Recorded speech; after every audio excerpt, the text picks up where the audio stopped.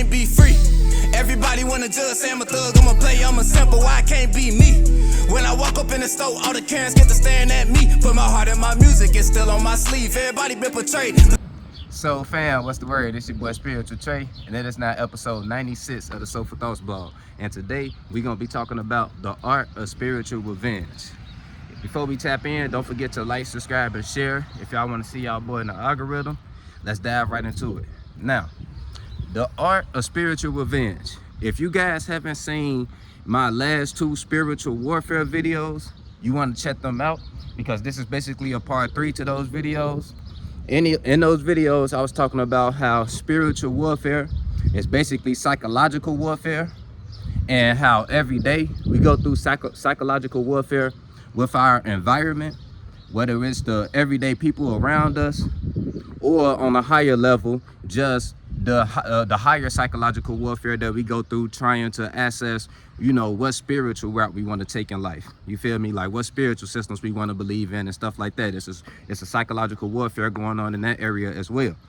Now, with this video, I wanted to talk about the art of spiritual revenge, which is basically how we should handle a situation to where another spirit gets over on us in some type of way, whether it's manipulating us or, you know, just betraying us, or anything to do with betrayal or manipulation or stealing or anything like that, to where a spirit has wronged you in some type of way, right? How do we respond to these situations? Well, first things first, the key to spiritual revenge is love. Now, before you guys tap off the video, I'm not saying that if somebody presents any type of physical danger to you that you should respond with love. No, remember, we're talking about spiritual warfare right now. This has nothing to do with physical warfare. Physical warfare is what comes after spiritual warfare. You know, we go to war in the mind first before anything becomes physical. So if you guys master the art of spiritual revenge, it will lessen the possibility of you ever having to, you know, enact physical revenge. Okay? So let's dive into it. Now, why do I say the key to spiritual revenge is love? Well, we got to think about what is the point of psychological warfare. What does it do to you? If a spirit is enacting psychological warfare on you, they're trying to take your peace in some type of way, right? Even if their intent is not to, you know, specifically take peace from you, what they're doing is gonna take peace from you, right? Whether they're manipulating you, you know, finessing you, lying to you, or just betrayed you in any type of way. Even if their intent wasn't to take your peace, what they did took your peace from you, right? It put you in a state of hell. That is the true key to psychological warfare. Spirits placing each other's in hells in order to live out their heavens. You feel me? Because if that spirit did steal from you or manipulate you or whatever, they did that to fulfill whatever selfish desires they had, right? Right. So that spirit tried to craft out a heaven by placing you in a hell. They placed you in a hell and crafted out a heaven for themselves. That's what happens during spiritual warfare, whether the spirits know they're doing it or not. Now, the reason why I say love is the ultimate weapon against this is because if you're in the true space of love, which is why it's important to love without attachment. You guys also want to watch my Love versus Addiction video if you haven't seen that, because I was talking about the key. I mean, how important it is to know how to love without being attached. You feel me? It's a big ass difference between attachment and love. Attachment is what you guys have nowadays that you call love, and that's why your relationships end up toxic at the end. It's always toxic results at the end because you guys are overly attached to each other, becoming addicted to each other, becoming each other's addictions, and, you know, becoming dependencies for each other and shit like that. When you're in the space of love, you understand that all is one and one is all. So you have love for the overall space around you. You can't love one without loving the other. And what this do is, with this supreme love that you tap into, this supreme space that you tap into, instead of responding to whatever energies get sent into you, or whatever, instead of absorbing whatever energies get sent to you, you're going to start observing those energies without letting it affect you, because you know it's coming from another part of you, another version of you, just another spirit who's lost in their mind, and they've developed some type of energies against you for whatever reason. instead of taking it personal, you're gonna look at them like the little baby spirit there are. Because when you tap into the love space, you tap into the God space, the most intuitive space that you can possibly tap into. By the way, if you want to tap into the love space, all you have to do is get out of your mind. And if you meditate on a daily basis, you know that's just as simple as turning off your thoughts and feelings, tapping into the meditative space. But if you're not, that's skilled yet, all you have to do is to find a focus point. It's millions of doorways into the love space. All you have to do is to find a focus point that can get you out of, take your focus out of life, such as focusing on your breathing, or focusing on the sounds within the environment, or the silence of the environment. Finding a focus point that can take your mind out of your reality and just tap you into the space of observing, the space of observation.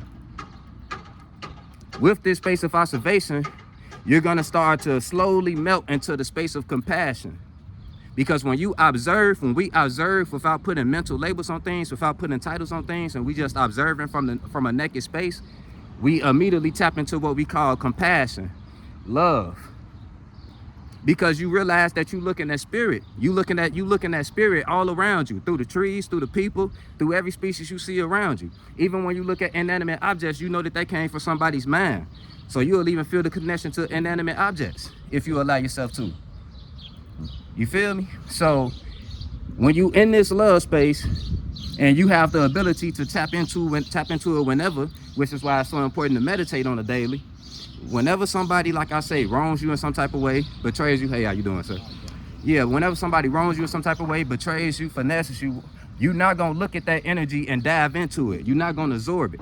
You're gonna start to observe it and try to figure out, why is this spirit even sending me these energies? And from that, you're gonna allow your intuition to tell you what you should do after that. Whether it's cutting them off, preserving your peace, and hey, how y'all doing? All right. Whether it's preserving your peace and, going back into your own space and cutting them off, or if it's a certain way that you feel like you can help them, you probably can tell them what they're doing, tell them why they're doing it, and then, maybe help them get through whatever they're going through. But whatever the case is, whenever you have someone, you going into an environment and you can sense the negativity, you're in a negative space full of negative people, probably with negative intentions. All you have to do is not let that negative atmosphere, not allow yourself to absorb that negative atmosphere. Stay true to your own vibe. That's why it's important to have your own vibe, to have your own mind, have your own aura, have your own frequency, and stay true to that. And make sure it's unbreakable. Make sure you're one of a kind. So even when you are in a situation where somebody is trying to use psychological warfare tactics on you, or go to war spiritually with you, instead of returning fire, you probably gonna understand why they even got in the mindset to create a gun in the first place, and help them understand why it's so fucking stupid for us to be shooting at each other. Or you can put yourself in a space to where they can't even comprehend being in that space, and you will never see them again. Just going at, just separating from them and connecting with your actual soul tribe. Being in places that they'll never think to be. You feel me? But yeah, I'm not gonna drag the video, family.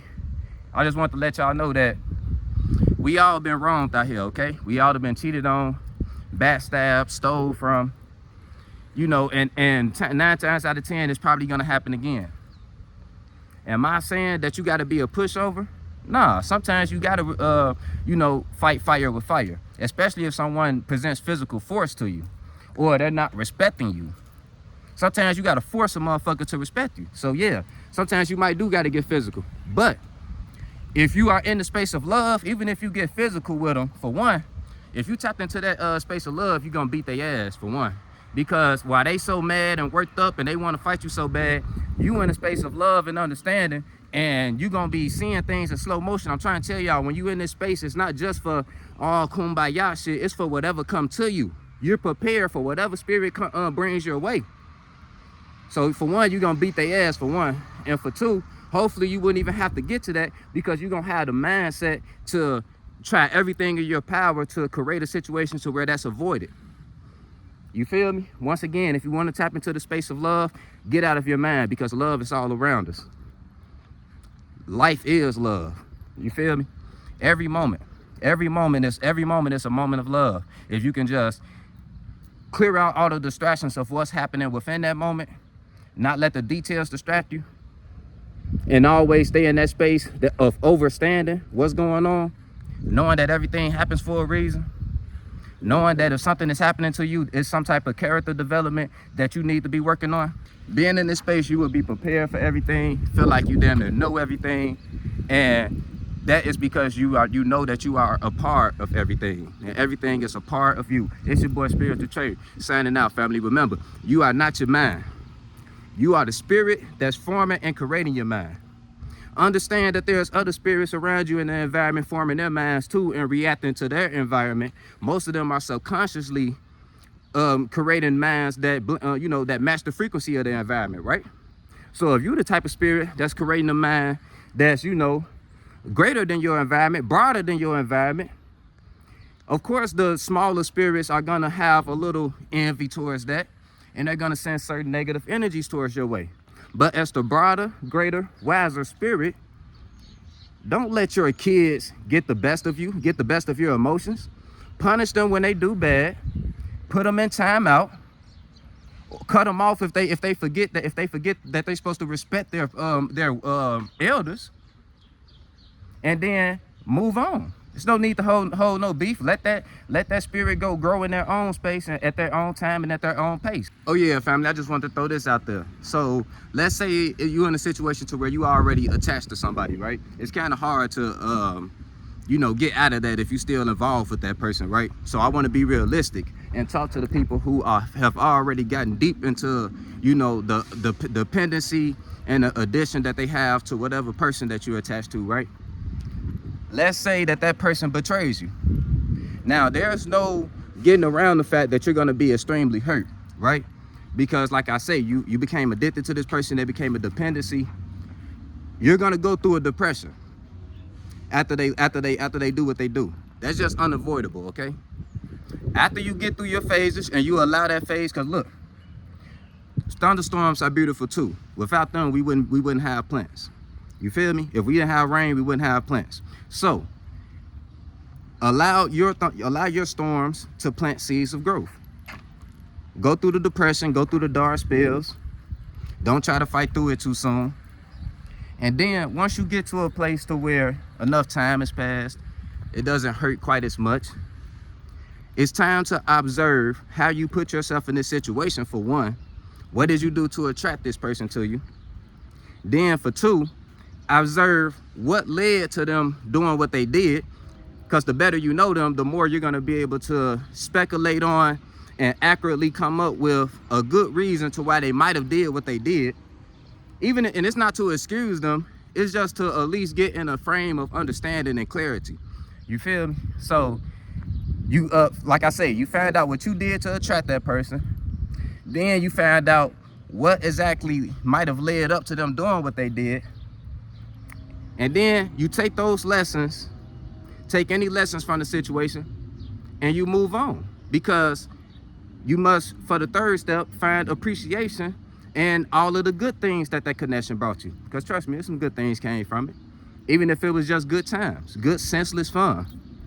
They helped you escape from life plenty of times. So have appreciation for those times that they helped you escape life. Even if they didn't do nothing meaningful for you.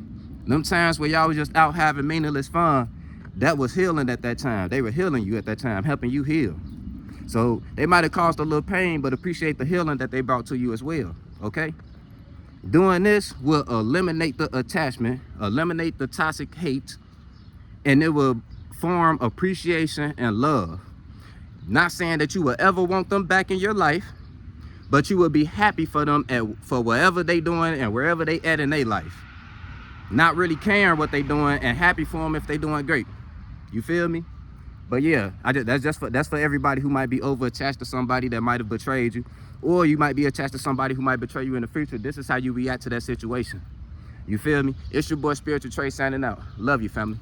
On the beat, start preaching. Feel no evil, see no evil, but peep it. I don't aim for the stars, I want leeches. And a snake spawn, I'ma kill the whole species. Rest in peace to all the peaceful preaching. The youngest wildin', but they say they evil, that's kinda reaching. Who really controlling the way you thinking? Find the truth.